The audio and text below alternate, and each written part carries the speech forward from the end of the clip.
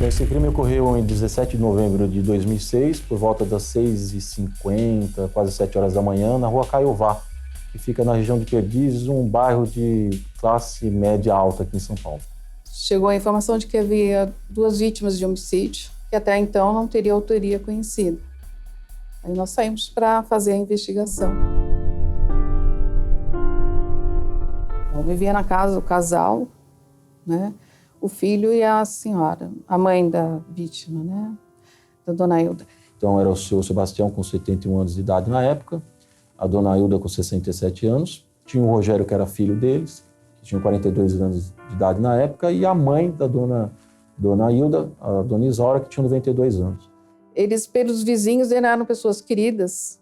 Eles frequentavam a igreja Nossa Senhora de Fátima, auxiliavam os pobres, colaboravam com assistência das pessoas pobres ali junto com a igreja.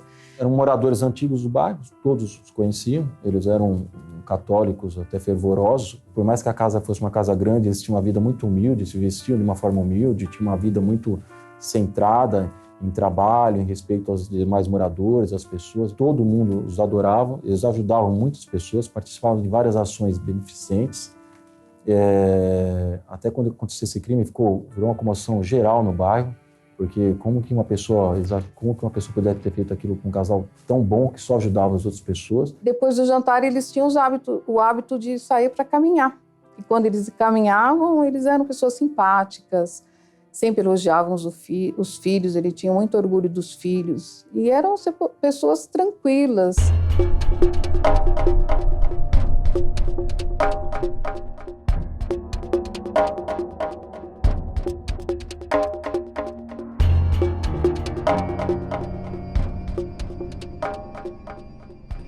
A Polícia Militar chegou e havia informações das testemunhas que ninguém havia saído dentro da casa. Obtivemos a informação dos policiais militares que um filho do casal, um dos filhos do casal, ele não estava atendendo a porta, né? No momento ele não queria atender a porta.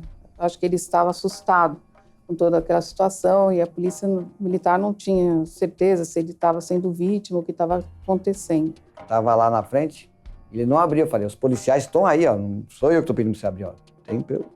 E ele não abria a porta.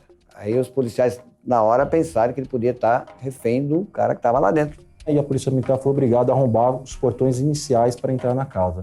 Os policiais começaram a entrar no interior da casa. Um morador, que é o Rogério, que é o filho das vítimas, apareceu na janela, muito ensanguentado, e pedindo para que os policiais não entrassem. Aquilo causou uma certa confusão, porque eles não sabiam se o filho estava ou não envolvido, se o autor estava ou não dentro da casa.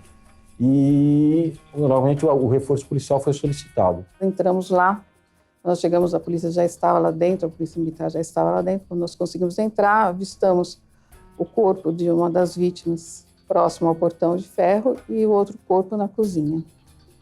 Um dos filhos do casal, com um ferimento na nuca, e a senhora, que seria a mãe da vítima, de uma das vítimas, uma senhorinha de aproximadamente uns 92 anos, estava lá próximo ao neto dela. De imediato, o departamento de homicídio também foi solicitado, porque já havia a informação que a pessoa havia sido agredida e as pessoas até então não havia sido localizada. E assim que os policiais também entraram no corredor, avistaram o seu Sebastião caído, já em óbito, e o departamento de homicídio também foi acionado. Os policiais, antes de arrombar a porta principal, o Rogério, que era o filho do casal que havia sido mortos, abriu a porta. E ele, um pouco confuso, muito nervoso, não sabia indicar o que havia acontecido. A avó estava em estado de choque e o filho também estava muito abalado, com toda a situação que estava acontecendo ali no momento. Com a presença da polícia, com os corpos no chão, estavam todos emocionalmente abalados. Ele contava que tinha entrado dentro da casa, que invadiu a casa, uma pessoa que teria arrombado a porta do banheiro enquanto ele tomava banho, e essa pessoa vestia roupas escuras e capuz. A mesma coisa dizia a senhorinha que sobreviveu aos fatos, a avó dele. Era uma pessoa que estava de capuz e que teria arrombado a porta do banheiro, teria levado ela para o banheiro, mantido os dois no banheiro, para que eles ficassem quietos. A princípio, a primeira cena, com um policial um pouco menos atento, ele seria o autor do crime.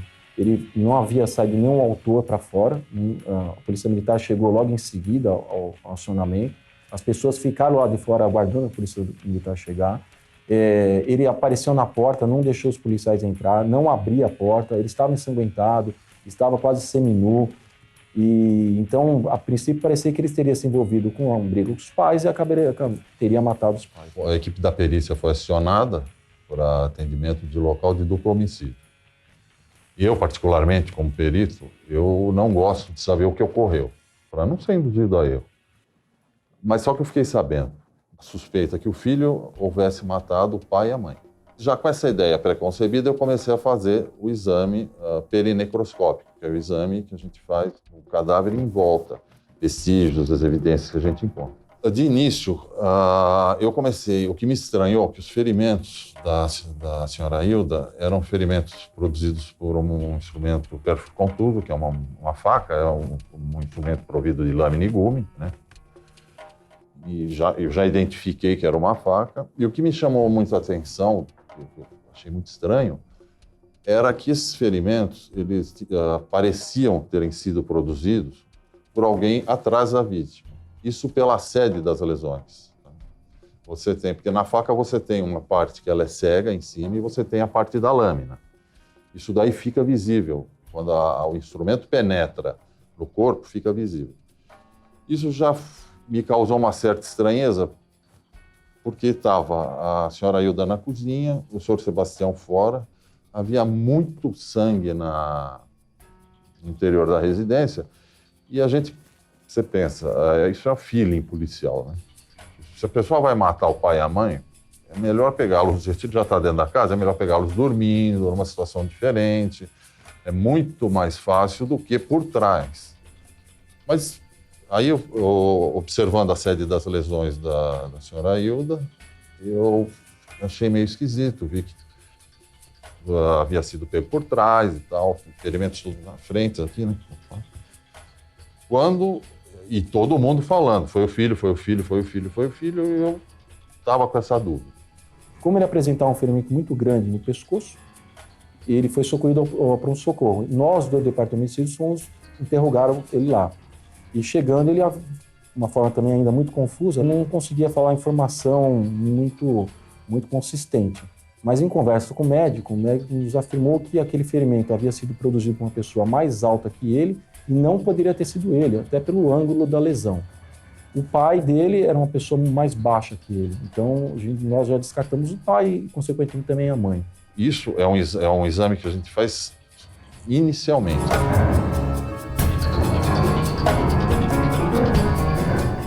Isso daí é o IML que dá, nós não entramos nesse mérito. Quando eu me deparei com essa cena, aí que eu percebi que era... Quer dizer, fiquei mais em dúvida ainda se da participação do filho. No caso do latrocínio, geralmente o autor vai com uma arma de fogo, e a arma branca geralmente é usada em um crime passional. Eles tinham muitas lesões, tanto a dona Hilda como o seu Sebastião. E geralmente no caso do latrocínio não acontece muito isso, né? O crime passional é um crime de violenta emoção, onde as pessoas se conhecem, no momento de discussão acaba acontecendo um crime. Ou seja, tem alguma emoção em volta nas duas partes. O que difere no caso do latrocínio? A pessoa do latrocínio, o ladrão, ele geralmente, quase certamente, não tem nenhum contato com a vítima. Ele está lá para o ganho patrimonial, para o bem que ele quer subtrair. E por uma questão que às vezes até foge da vontade dele, acaba ocorrendo o homicídio. Mas o foco do criminoso é o bem patrimonial. Lógico que ele sai de casa sabendo que se a pessoa reagir, ele assume aquele risco de matar aquela pessoa. Tanto é que aconteceu no caso do Luiz, ele foi munido de uma faca. E aconteceu realmente, a pessoa reagiu, ele matou o seu Sebastião, depois matou a dona Hilda e tentou matar inclusive o Rogério. Mas na cena do crime ali, parecia realmente ter um crime passional. Eles tinham muitas lesões, os dois. O filho havia levado um ferimento, um corte muito grande no pescoço. Não havia nenhum sinal de luta corporal fora aquela cena onde estavam as vítimas, ou seja, não havia outros lugares com móveis em desalinho, outras portas arrombadas.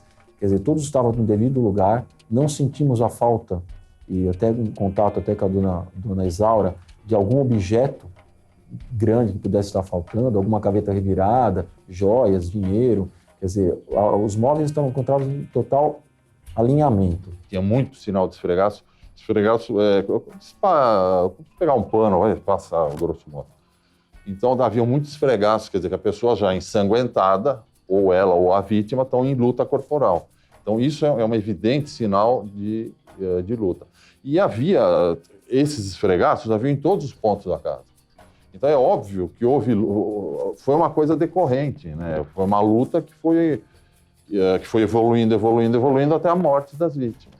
As manchas de sangue, elas evidenciam muito. Então, você vê os arrastamentos, você vê as gotas, a dinâmica, por exemplo, na parede, quando a pessoa retira uma faca, então você percebe o ângulo com que essa faca foi retirada, a gota para o lado que escorre, a faca está dotada de uma certa velocidade, uma certa dinâmica. Havia essa bagunça da luta, os móveis, principalmente na cozinha, onde ocorreu. O maior entreveiro deve ter sido na cozinha e na grade ali na porta, que divisa, tem uma porta de madeira, tem um rol coberto, depois vem uma grade de ferro. Nessa porta eu percebi grande sinal de luta e no interior da cozinha. Isso que me chamou a atenção, porque não há necessidade de pegar os dois ao mesmo tempo. Num local desse, se entra muita gente, essa dinâmica de luta eu já não teria. Porque aí você veria várias pegadas. A preservação do local eu digo que é quase 100% do trabalho do perito chegar à conclusão. O local, é muito difícil trabalhar com um local não preservado. Por isso que isso é muito batido, isso é super ensinado nas academias, em todas as esferas, civil, militar, tudo. Sempre preservação de local, isso é muito importante. O que me chamou muita atenção foi um corte muito profundo, isso já da Dona Ilda tinha um corte profundo também aqui na garganta. Mas o do Sr. Sebastião também tinha um corte. Então, quer dizer, você percebia que a pessoa possivelmente era destra também. Possivelmente se ela tivesse pego por trás. Que para mim essa era a minha teoria. Desde o início eu tracei que a vítima foi pega por trás e assim, esfaqueada nessa posição. Tanto a Dona Ilda quanto o Sr. Sebastião. Em virtude desse excesso de lesões, a gente acreditava no primeiro momento que poderia ter sido assim, um crime passional envolvendo o próprio filho do casal, que seria o Rogério. E a partir do conhecimento, a partir do contato com o médico, dizendo que ele não poderia ter causado essa lesão, que realmente nós havíamos constatado um sinal de fuga, aí o panorama daquele crime começou a mudar. Passou de um duplo homicídio doloso, uma tentativa de homicídio, para um caso de latrocínio. Aí a dinâmica da investigação, ela muda completamente. Então, quer dizer, não havia sinal de arrombamento. Eu olhei as janelas, as portas, nenhum. Então, isso também me causou estranheza. Isso levava ao filho, porque não há um sinal de violência. São grades de ferro, portas de madeira maciças. Então, você pensa, ou a pessoa tem a chave, se tem a chave é da família, ou então é aqui de dentro. Então, isso reforçava a ideia de ser o filho. Mas, como eu falei, a sede dos ferimentos, a dinâmica das manchas de sangue não me convenciam disso. Eu achava que tinha alguma coisa errada. E eu não estava conseguindo achar. Até o ponto que aí eu fui refazer totalmente. Às vezes você pode, quando você tem um local preservado, né, você tem essa chance de refazer, ver se você esqueceu alguma coisa. Isso eu saí de fora, ali onde estava até o Sr. Sebastião, e comecei a olhar e eu vi uma mínima manchinha, uma minúscula de sangue, quase em cima do muro. Na cena do crime havia vários sentidos a serem tomados, né? Então, essa mancha no muro, ela foi constatada depois, quando os corpos já haviam sido retirados, aquele rapaz já havia sido socorrido, essa senhora já estava na casa de familiares, então, devagarzinho, a gente vai fechando o quebra-cabeça e a gente percebendo que ele não pudesse estar envolvido, nós começamos a analisar a cena do crime como um todo. E aí nós descobrimos essa imagem, essa mancha de sangue no muro. E o muro era alto. E ele tinha uma proteção metálica em cima. E você não enxergava essa proteção, você enxergava a borda dela. E aí, quando eu vi essa mínima mancha, peguei uma escada, olhei. Quando eu subo, que eu olho em cima dessa superfície metálica, eu vejo uma mancha de sangue enorme. Aí eu peguei, olhei, né, era um muro de 4, 5 metros de altura. Aí eu vi essa mancha no muro e achei uma rota, pelo menos, de fuga, com certeza. Essa mancha... Mas eu não sabia como tinha entrado. Mas, por exemplo, aí, claro que não era o filho. Aí já descaracterizava o filho, porque o filho estava dentro da residência. E esse muro, ele tinha uns 4 metros de altura. Tanto é que a grande dúvida que eu fiquei, porque eu achei, como é que essa pessoa subiu por aqui? Mas ela não subiu, ela fugiu, né? Ela pulou. Porque a gente tentou entrar na casa, mas não tinha ninguém na casa. E nós não podemos arrombar. Mas aí, o que eu fiz? Bom, se tem mancha de sangue aqui, aí eu fui no vizinho, que era uma marcenaria. E a marcenaria estava aberta. Então, aí eu pedi para esse senhor, nessa marcenaria, pedi para entrar, ele cedeu. E aí eu encontrei uma mancha de sangue que fazia divisa com essa casa, onde tinha esse muro grande, com a residência das vítimas. Só que essa casa estava fechada, não tinha ninguém, a gente não podia entrar, não podia invadir a casa. Aí foi feito futuramente, a polícia entrou em contato com os donos da casa e foi feita uma perícia, aí sim, pudemos constatar as manchas escorridas, aí traçamos a rota de fuga, que parava na marcenaria. Poderia o filho ter pulado o muro e depois voltado? O problema era voltar, porque o muro tinha 4 ou 5 metros de altura, não dava. E eu fiquei observando se alguma corda, algum sinal porque a gente observa muito sinal de escalada no muro, né? Então tem a marca do pé, tem a marca onde a pessoa apoia, ele tem o maior. E não havia isso, só havia mancha de sangue, não mancha de sangue pingada, pingou de alguma coisa. Não sangue do autor, pode até ser sangue do autor, mas não era assim uma mancha que você viu que foi uma mancha que teve uma dinâmica de algum instrumento, alguma coisa, da mão. Então, essas evidências eu já desqualifiquei, eu já descartei o filho totalmente. Durante a investigação, para que pudéssemos chegar à autoria do crime, nós, a partir do momento que nós identificamos, foi identificada a rota de fuga, nós tentamos elaborar o caminho que ele teria feito e procurarmos a faca, que era a arma do crime. Aí nós vasculhamos toda a extensão da área ali, tanto os telhados, como também as casas em que fomos permitida a nossa entrada, os prédios. Tinha um prédio alto, nós olhamos com binóculos, procuramos de todas as formas. Entramos em todas as casas, em terrenos baldios, para tentarmos achar. Se ele fez um caminho extenso, nós teríamos as condições de achar a faca, mas em todos os lugares que nós procuramos, não achamos, não encontramos a faca. Procuramos por câmeras para podermos identificar quem poderia ter passado naquele horário, para poder auxiliar a identificação do autor, mas também não tinha nada que pudesse colaborar com a investigação até então.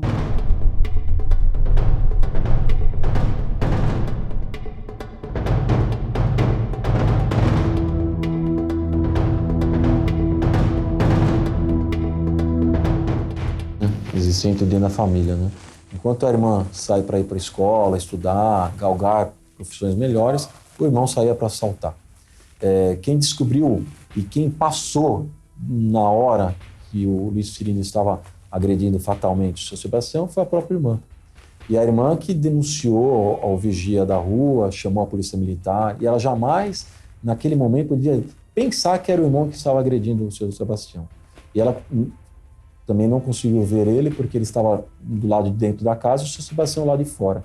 Ele estava todo paramentado, vamos dizer assim. Estava com uma roupa de moletom escura, estava com uma máscara e sobre a máscara uma meia feminina. Então ela não conseguiria ver o rosto. E como ela era uma testemunha presencial importante, ela que viu toda a cena criminosa, ela que tinha detalhes de como aquele senhor havia sido agredido, até porque ela viu ele se agredir na parte da frente e quando ela retornou e viu que aquele senhor havia sido conduzido para a parte lateral da casa, quer dizer, o agressor havia mudado o corpo de posição, havia necessidade dela ser ouvida no mesmo dia. Então ela foi conduzida aqui para o departamento de homicídios.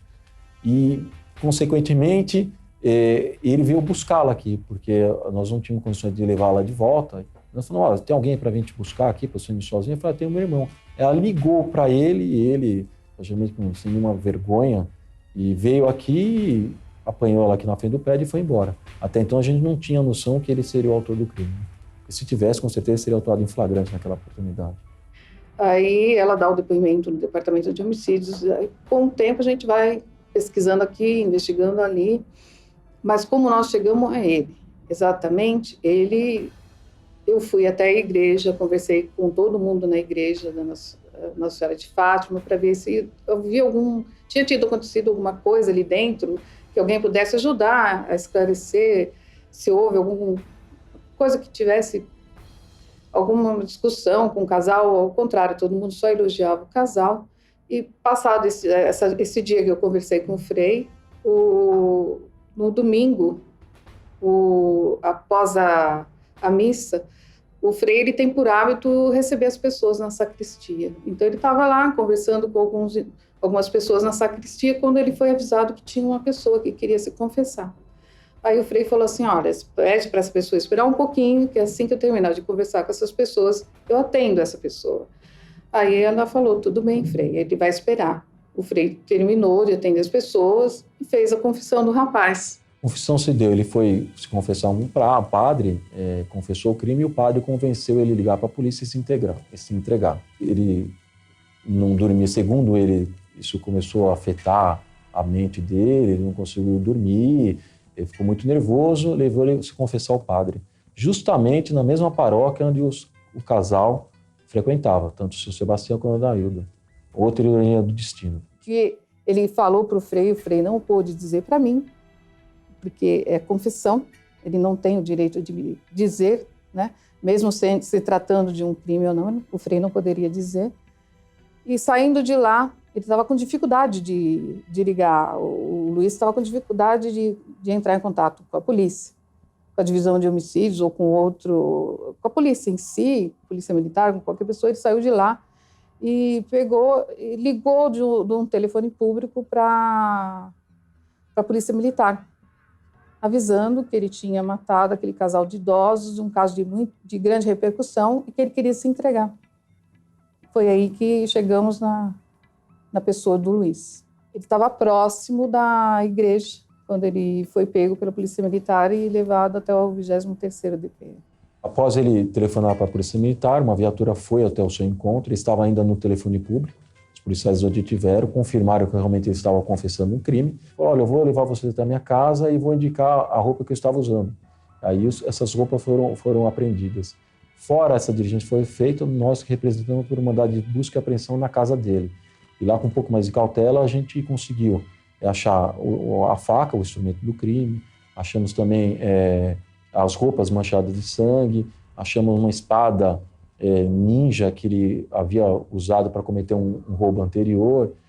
E o que é interessante também nesse caso, geralmente casos que são divulgados muito pela mídia, é comum que pessoas que não sejam autoras se apresentam como sendo autoras do crime. Eles querem, por mais que demore alguns minutos, mas eles querem ser filmados, serem vistos, enfim. Nós tivemos essa cautela. Quando nós fomos acionados e recebemos a informação que havia sido uma pessoa presa confessando esse crime, nós fomos até a delegacia da região. E lá nós temos todo esse cuidado de ouvi-lo com calma, fazer perguntas bem detalhadas sobre a cena do crime, que só uma pessoa que estivesse lá naquele momento poderia responder.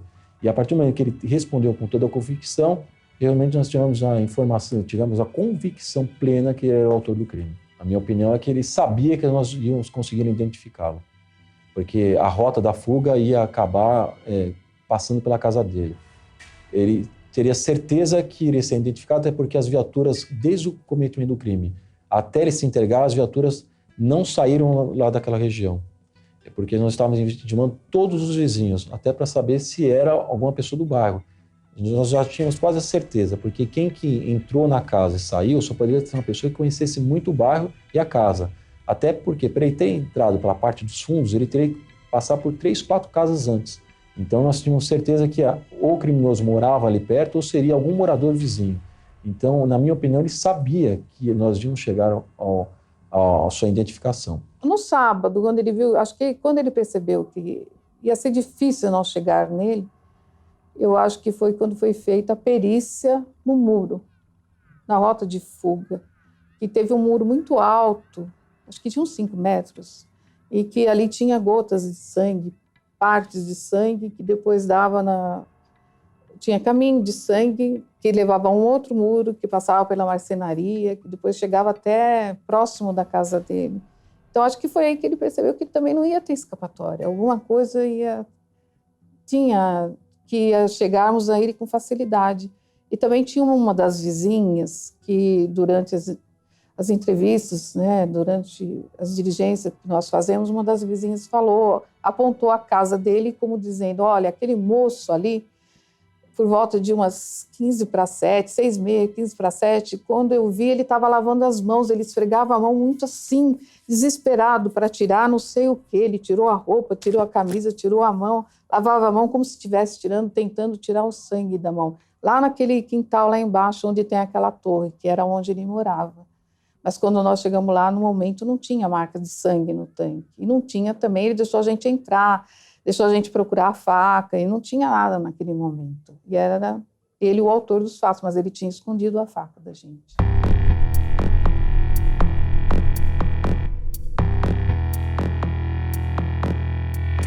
Luiz Eduardo Cirino era um indivíduo de 29 anos de idade, já possuía passagem criminal, ele já havia sido preso por roubo, a mão armada, já havia sido preso por porte entorpecente. Na verdade, era um viciado no consumo de substância entorpecente. Era desempregado, era uma pessoa que morava no bairro, na verdade, morava no mesmo quarteirão da residência das vítimas, e a casa dele ficava quase que nos fundos da residência. Ele é uma pessoa fria, tranquila. Era uma pessoa que a casa que ele morava destoava um pouco das demais casas da região. Era uma casa muito antiga, abandonada, ela tinha mal conservação, tanto fora como dentro. Tinha amizade com os meninos lá. Entrava, frequentava, muito educado, nunca deu um trabalho no condomínio. Para mim é uma personagem criminosa, né? Tanto é que ele já tinha passagem pelo roubo, já havia sido preso pelo roubo.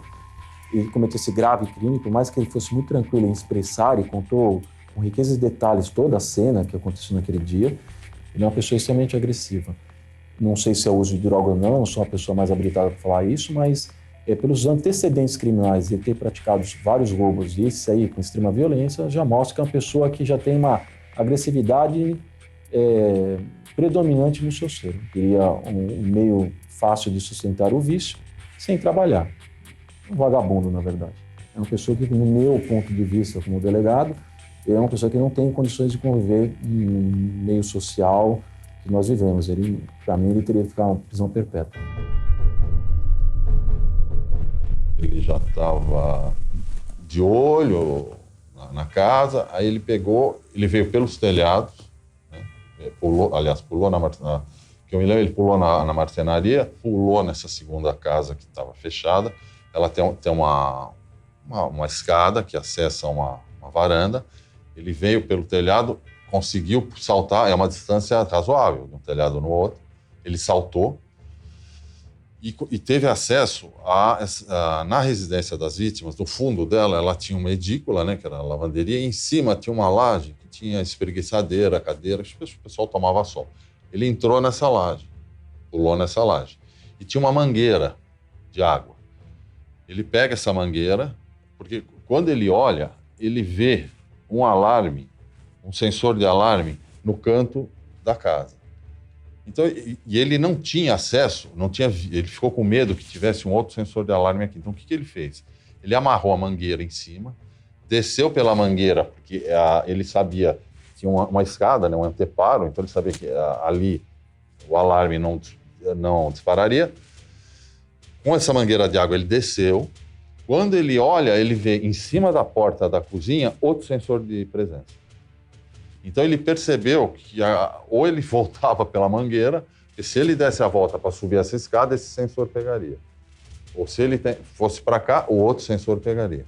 Então, o que ele fez? Ele sabia que a senhora desligava o alarme, ele ouvia. Por isso que eu acho que ele já estava monitorando. Ele ficou lá na lavanderia, ele falou, bom, não disparou nada, não disparou o alarme, aqui eu estou tranquilo. Ele ficou lá e ficou esperando. Quando acho que eram 6 horas, não sei que horas que a senhora Hilda desliga o alarme, abre a porta da cozinha e se vira para fazer café. Ele entra e aí, nesse momento, ele agarra ela por trás, põe a mão na boca. Primeiro foi abordada a dona Hilda, né? Ela tomou um golpe já na região do abdômen, que ela quis chamar o marido. Depois, foi abordado o marido, o seu Sebastião. O seu Sebastião também tentou reagir, também foi golpeado. Dona Hilda, ainda muito ferida, tentou correr para o marido e aí ele acabou golpeando ainda mais. Aí ele rende, o senhor já tinha matado, já tinha esfaqueado a senhora Hilda, ele rende o seu Sebastião e pergunta quantas pessoas tem na casa. O seu Sebastião fala, mais 2, tem meu filho e a sogra dele. Então, onde estão? Então ele vai com o seu Sebastião pelo corredor, porque tem a cozinha, tem um corredor, ele vai até esse corredor, abre a porta, ele vê a senhora e ouve o barulho do chuveiro. Aí ele fala para a senhora para ela ficar quieta, que não é com ela, para ela não se meter. E começa a chutar, dá 3 chutes na porta. No terceiro chute, a porta se abre do banheiro. Nisso, o filho está vindo. Só que ele acha que o filho está vindo para segurar a porta, porque ele não esboçou assim, uma reação. Mas como o filho vinha vindo, ele pega e esfaqueia o filho, ele abraça o filho e esfaqueia, se eu não me engano, aqui atrás. E manda o filho deitar no chão. Isso no banheiro. Passa as mãos para trás, manda ele pôr as mãos para trás, amarra a mão com cadarço, que ele tinha levado da casa dele, tinha trazido ao cadarço, fita isolante, que era uma fita crepe, era fita crepe, parece. Cadarço, fita crepe e a faca. E aí ele estava encapuzado, todo momento ele estava encapuzado. Aí ele pede para o filho pôr as mãos nas costas, ele amarra o cadarço, passa a fita isolante, vai no quarto onde está a senhora Isaura, que era a avó, faz ela sentar no vaso sanitário e amarra as mãos, amarra as mãos da senhora lá.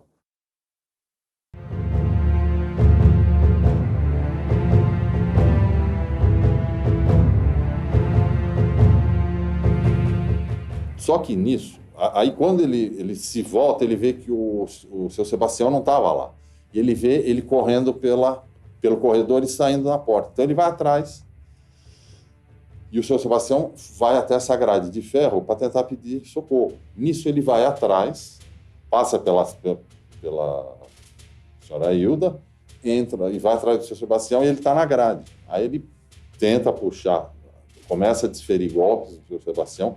Eu me lembro muito bem ele descrevendo, ele segura na grade, ele resiste, ele continua dando golpe e vem arrastando o seu Sebastião para trás.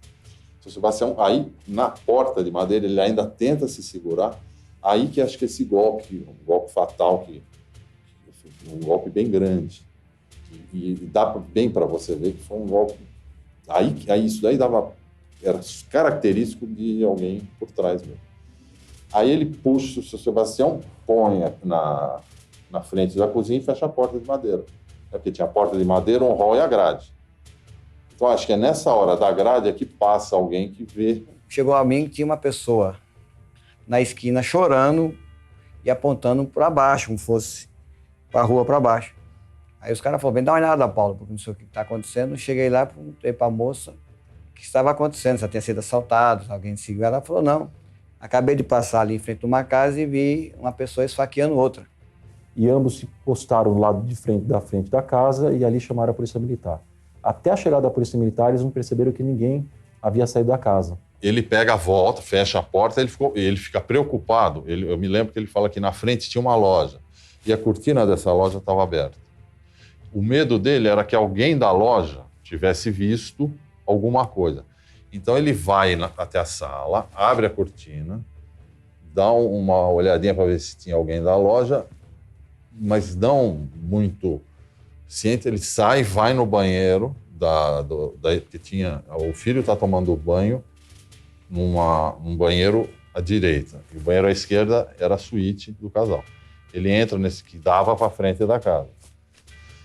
Do banheiro, quando ele olha, ele vê alguém de preto com um HT na mão. Então aí ele tem certeza que alguém viu. Ele acabou se descontrolando e fugiu sem roubar nada.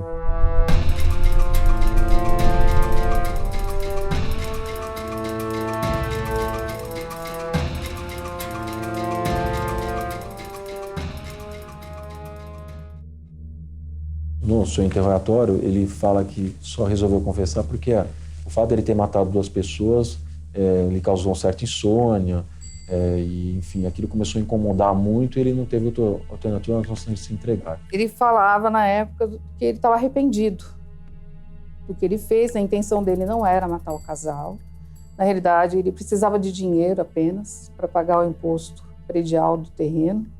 E ele queria pagar o imposto porque eles estavam morando no terreno há muitos anos, o terreno seria de uso capião, e ele queria manter o imposto pago para poder continuar morando no terreno. Ponto, era isso que ele precisava, dinheiro, só isso. E por ser uma família de classe média alta, ele acreditava que ele teria dinheiro, teria joias, alguma coisa que ele poderia reverter em dinheiro. Ele falou, por que eu vou deixar uma pessoa que não cometeu o crime pagar por isso? Que o crime estava caindo na responsabilidade do filho. O filho não cometeu, por que ele vai pagar por uma coisa que ele não fez? Fui eu que cometi, eu já fiz sem querer, não era isso que eu queria fazer, eu só queria o dinheiro, mas eu já matei, não tenho como voltar atrás, eu vou ter que pagar pelo crime que eu cometi. Então ele foi lá, se confessou para o padre e se entregou à polícia. Mas volto a dizer, para mim, ele fez isso de caso pensado. Ele sabia que nós íamos conseguir identificá-lo. Então ele já se antecipando à nossa ação, ele se entregou e tentando assim mais para frente, durante o processo, ser beneficiado com um tipo de atenuante da pena. Ora ele estava arrependido, até emocionalmente arrependido. Ora ele falava com frieza. A dona Hilda, conforme ele mesmo disse, ela foi golpeada no abdômen e caiu no chão. Quando ela viu o marido, um ato até natural e até previsível, ela tentou ir até o marido. Aí ele golpeou ela fatalmente. Então ela recebeu muito golpe, ela até morreu naquele momento. Já o seu Sebastião, conforme o relato até da própria irmã, que é a testemunha presencial, a irmã dele, ele começou a gritar no portão, isso chamou a atenção dela. Então ele tomou vários golpes. Então ele não teve uma morte tão instantânea. Logicamente que um ferimento de faca é um ferimento muito agressivo e ele, sem um tratamento, sem um atendimento prévio, urgente, rápido, a pessoa vem a falecer. Então aquele treinador ainda morreu de forma bem rápida e o seu Sebastião não. Ele deve ter ficado um pouco agonizando. Digo com toda certeza, já estive em um local que eles apresentavam inúmeros ferimentos, muitos ferimentos, né? Até para a gente chegar no local onde estavam os corpos, nós tivemos que colocar papelão, pedaços de madeira, porque a quantidade de sangue era tão grande que você escorregava no sangue. Isso, infelizmente, era uma morte muito dolorosa. Não é que seja instantânea ou não, é uma morte muito sofrida. Quando ele falava dos golpes de faca, ele agia de forma fria. Quando ele falava do arrependimento, ele usava um pouco de sentimento. Então fica mais assim, um pouco de arrependimento, um pouco de frieza quando falava dos golpes de faca. Aí eu, como profissional de polícia, não acredito que ele consiga viver no nosso meio social. Ele mostrou ser uma pessoa totalmente agressiva, violenta, sem contar esse crime que ele foi preso aqui no Departamento de Homicídios, ele já havia cometido outros 2 roubos. Ou seja, demonstra seu grau de periculosidade avançado e no meu entendimento, essa pessoa não conseguiria mais viver num meio social compatível. Pessoa fria. No final ele disse ter se arrependido. Até fala que ele foi atrás de um padre, contou para a mãe dele. A mãe dele disse que ele teria 2 opções: ou ele fugiria para longe, ou ele se entregaria. Ele deveria se entregar. Aí ele foi até uma igreja, conversou com o padre. O padre o aconselhou a se entregar. Isso ele conta no final da reconstituição. E ele diz estar arrependido, mas a forma fria como ele descreve os ferimentos, diz que quando ele volta atrás do senhor Sebastião, quando ele passa pela senhora Hilda, ele ouve um barulhinho que ele olha que parece que é sangue esguichando. É uma frieza uma descrição realmente condiz com ferimento recém-feito, uma carótida, alguma coisa, faz um barulho. Ele falou, parecia bolha. Então, é um negócio assim, contou de uma maneira, como eu estou conversando com você aqui, né? Você percebe que a pessoa realmente muito fria. Em virtude da gravidade das lesões, serem 2 pessoas de idade, mais uma tentativa de homicídio, a gravidade ficou latente. Ele foi condenado a 41 anos e 8 meses de prisão. Encontra-se preso até hoje. Eu acredito que ele deve ficar mais ou menos 10 anos preso. Logicamente que ele vai ser beneficiado por algum artifício da lei. Mas, na minha opinião, ele deveria ficar por muito mais tempo e cumprir a pena integralmente. Quando descobriram que ele seria o autor e morava atrás da residência das vítimas, todos foram unânimes. Olha, ele não precisava fazer isso. Se ele precisasse de dinheiro, quisesse alguma coisa, com certeza, se ele tocasse a campainha, tanto o Sebastião como o Danaído iriam ajudá-lo. E até dar dinheiro para ele. Eram pessoas que ajudavam os outros, se sentiam bem fazendo isso. Não eram pessoas caridosas, né? Então, isso gerou uma revolta enorme no bairro, né? Eles não mereciam morrer dessa forma.